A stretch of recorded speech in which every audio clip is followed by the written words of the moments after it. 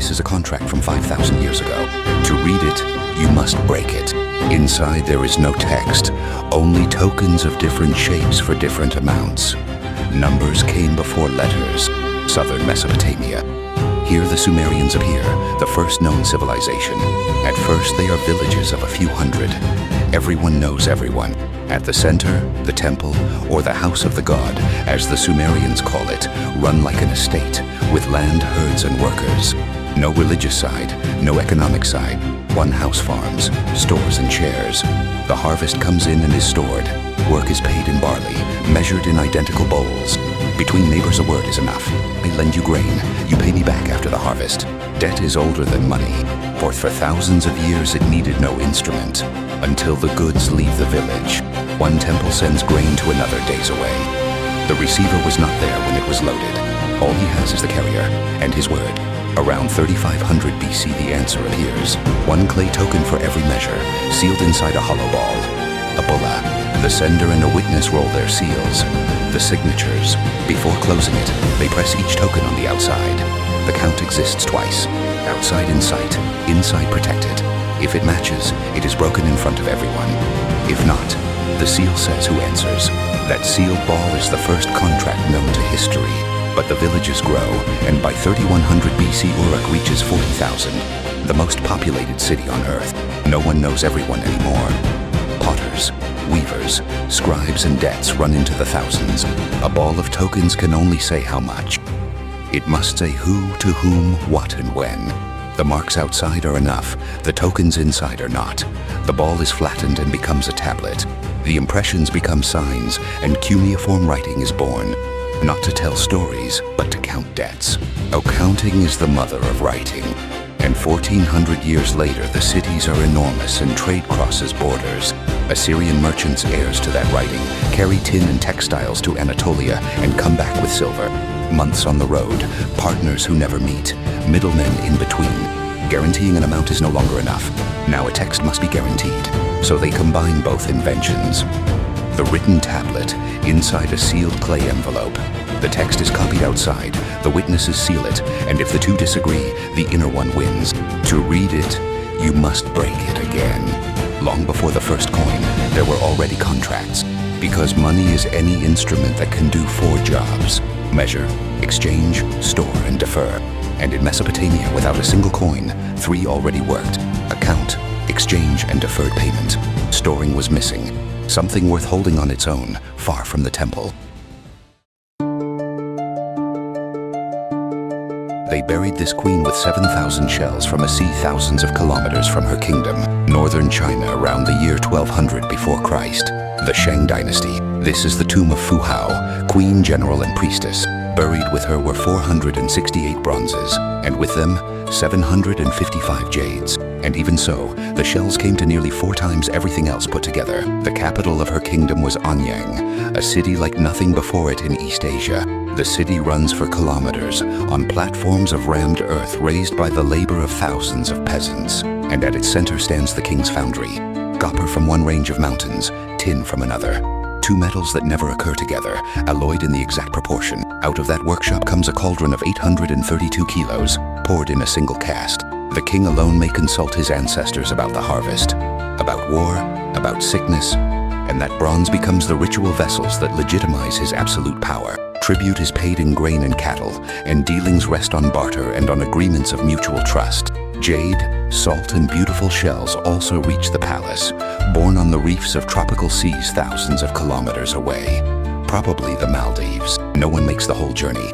They pass from hand to hand until they reach the palace. The king gathers thousands of these shells and uses them to reward loyalty, along with land, cattle, and peasants. They string 5 shells on a cord, and 2 cords make 1 measure.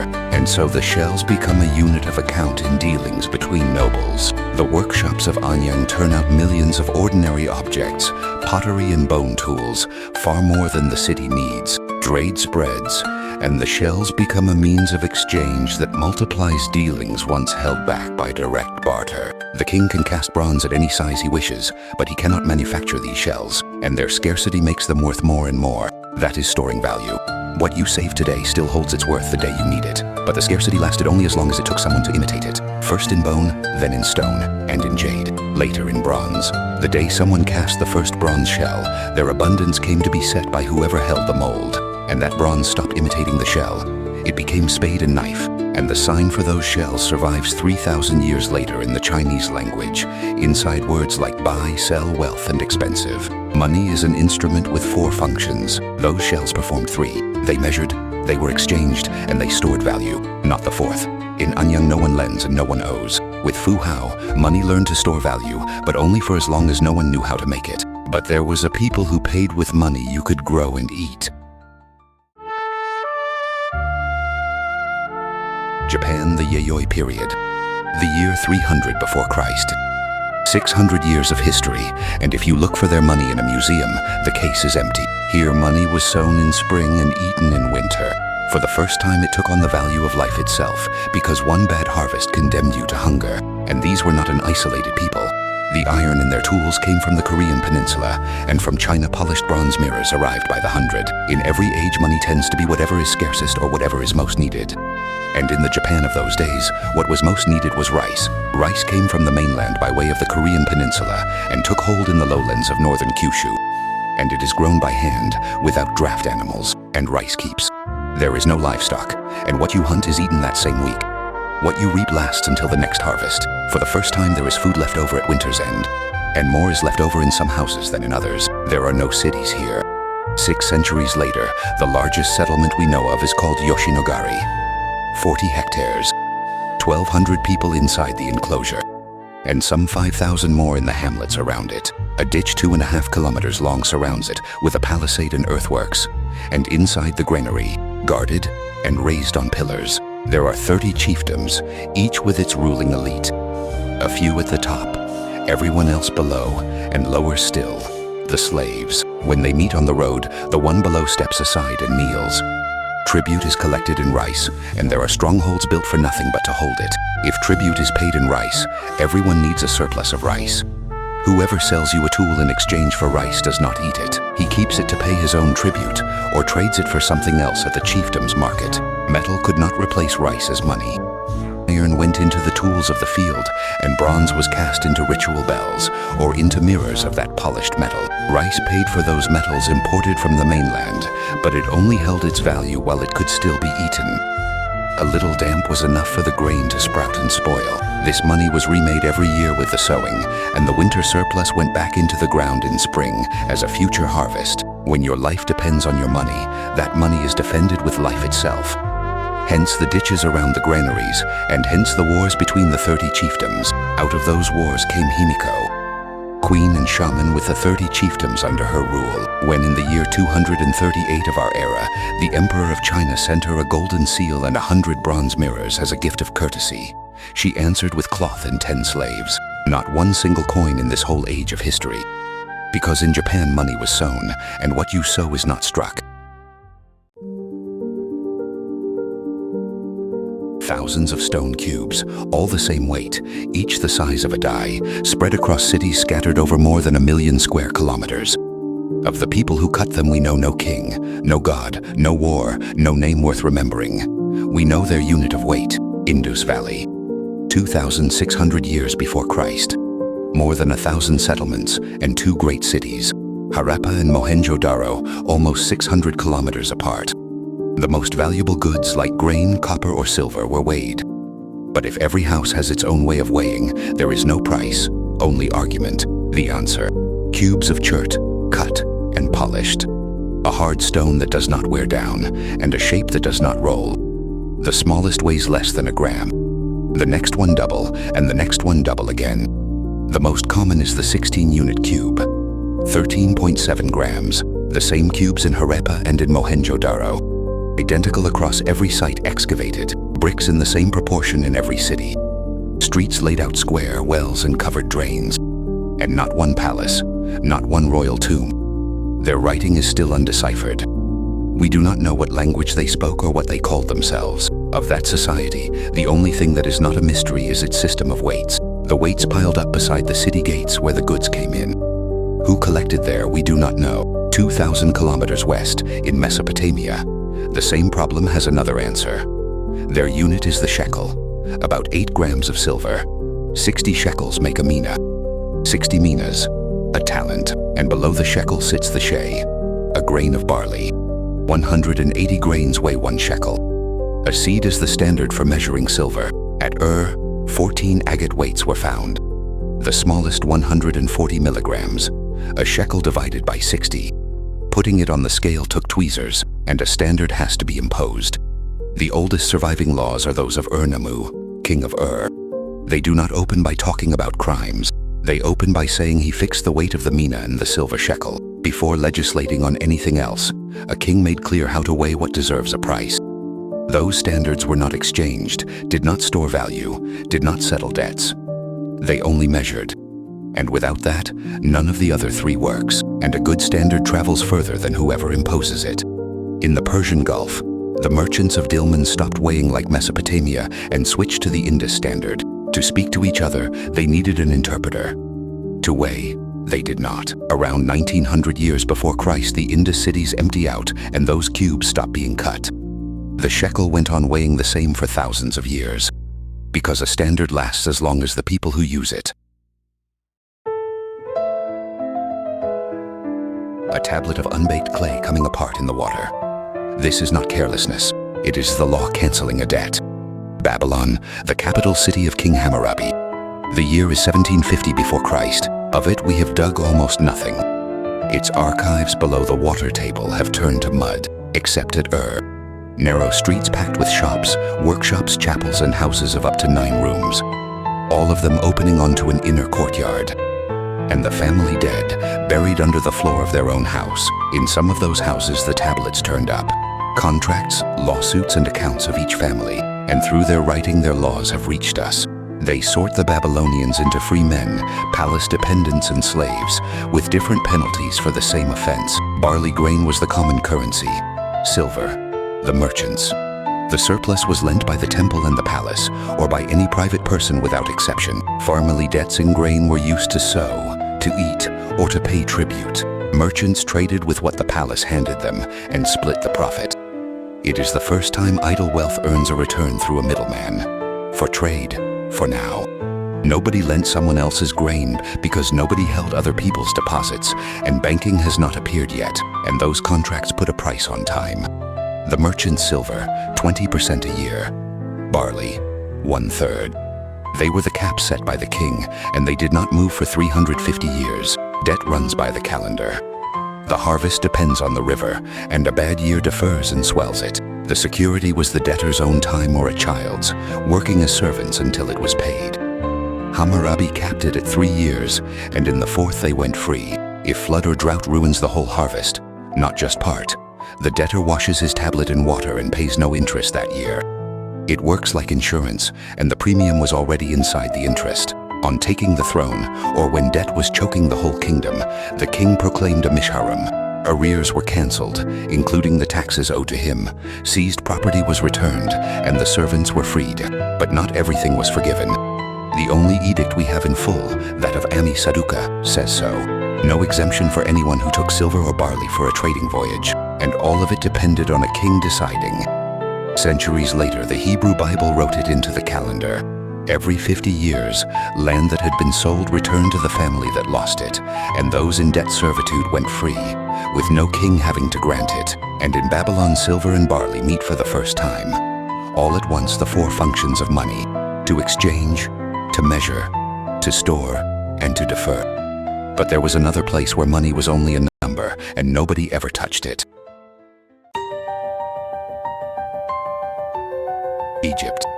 Deir el-Medina, around 1200 before Christ. In the village of the workmen who cut the royal tombs, one of them wants a coffin.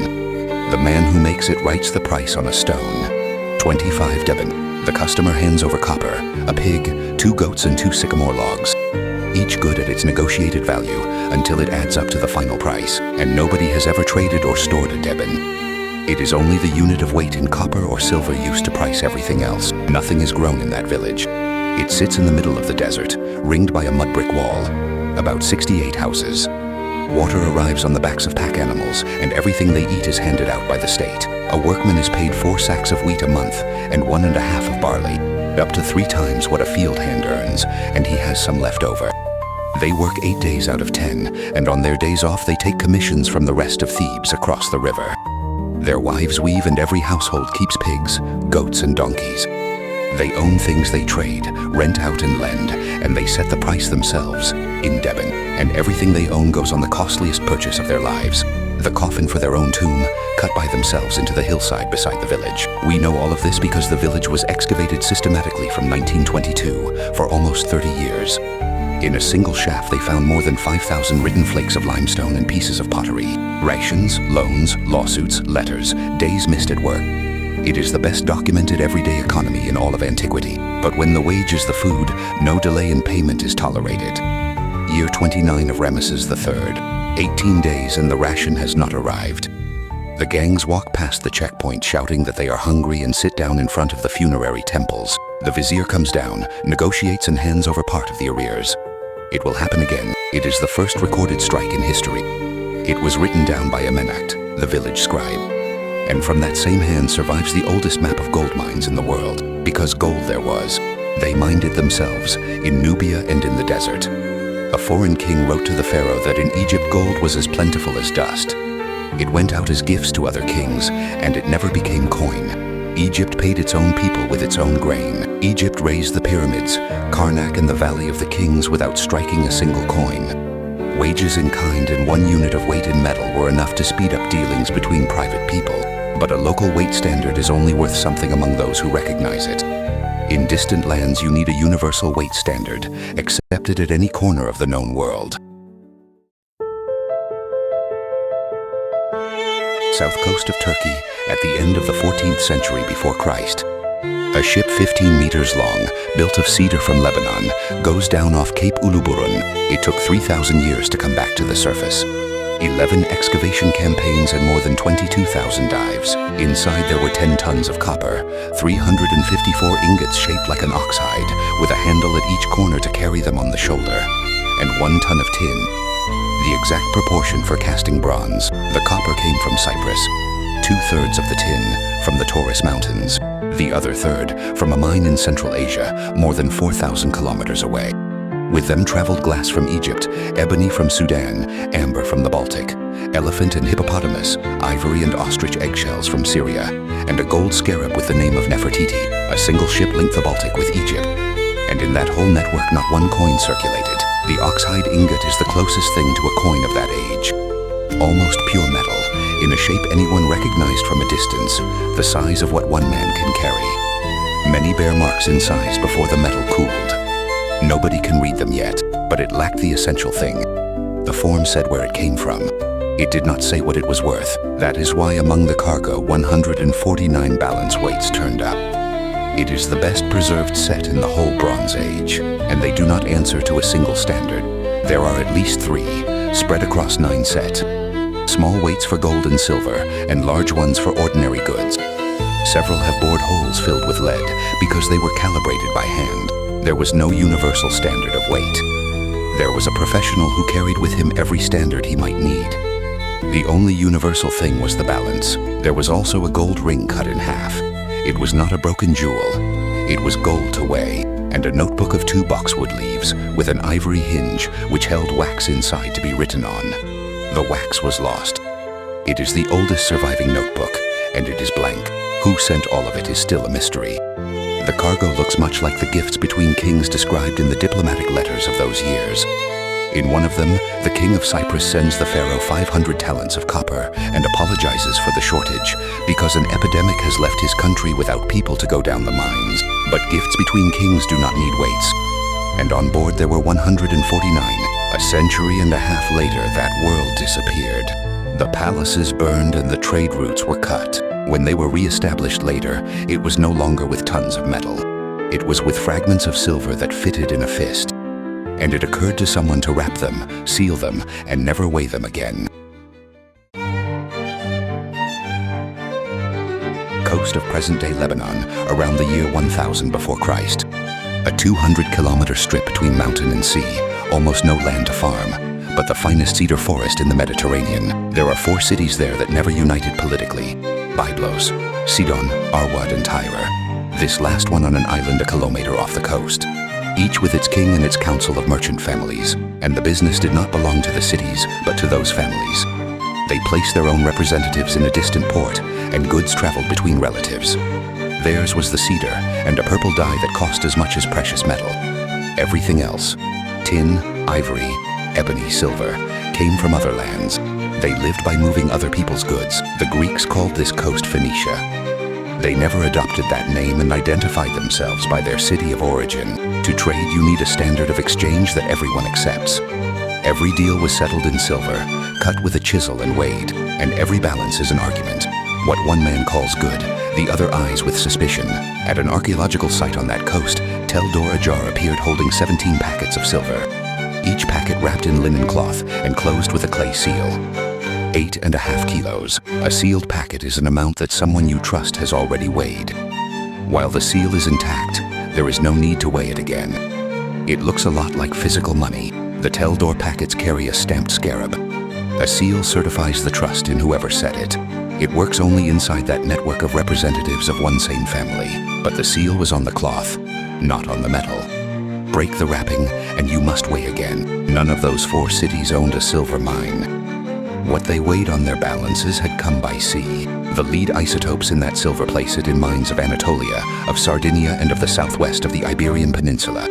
Silver from remote places, buried on the coast of Phoenicia, centuries before there was a single colony in those distant ports, and there was a reason to travel so far.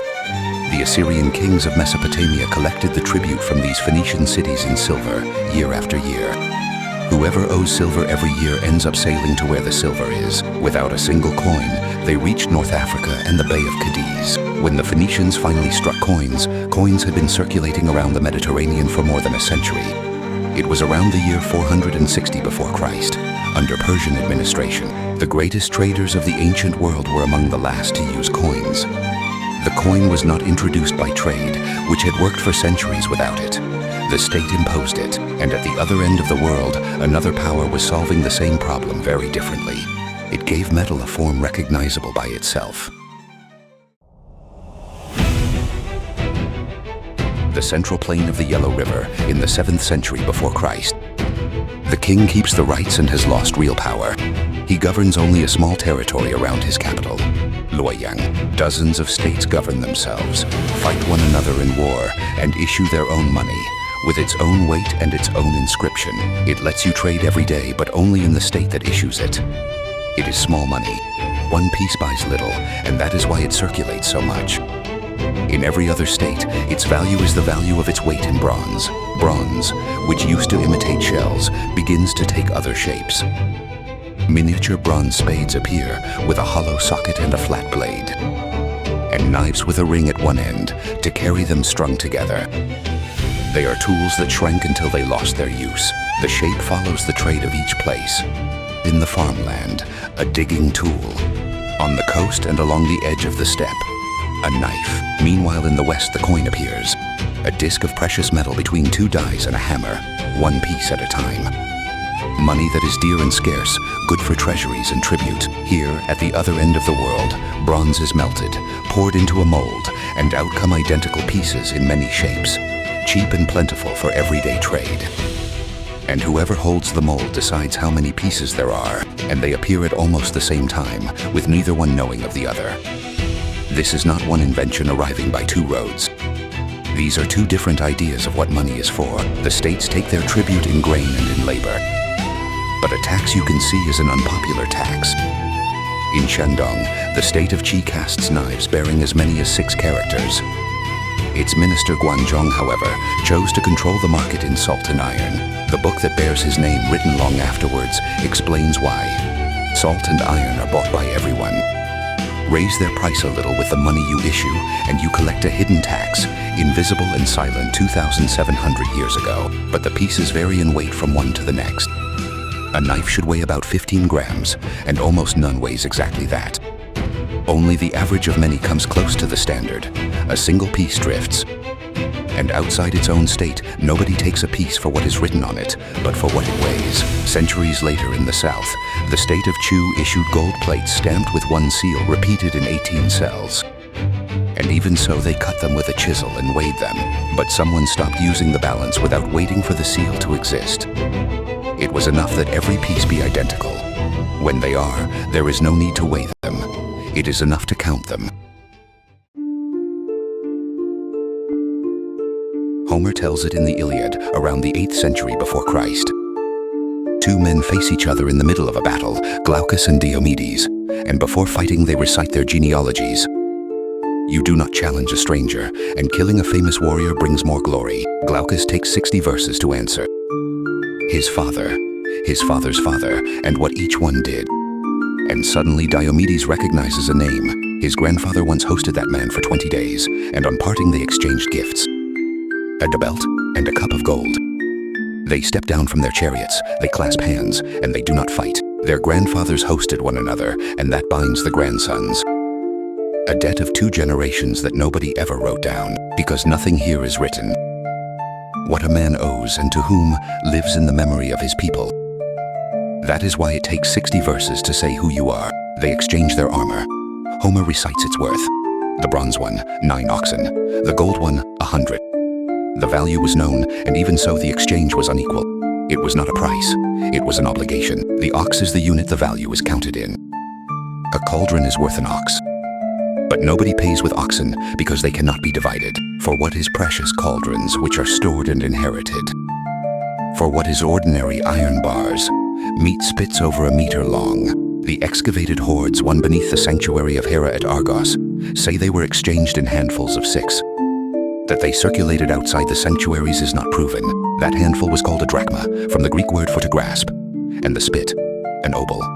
Its 6th part. None of them works as money on its own. The ox counts, the cauldron stores, the spit exchanges. And all 3 have something in common. Nothing is weighed. It is counted. In that Greece of the Iliad there is no king with power, no palace, and nobody who collects taxes. There is no market either, and the trader is distrusted. What brings these people together is a sanctuary. There an ox is killed, roasted on those bars and shared out. And not everyone gets the same. It depends on who you are. Here is the cost of counting and not weighing.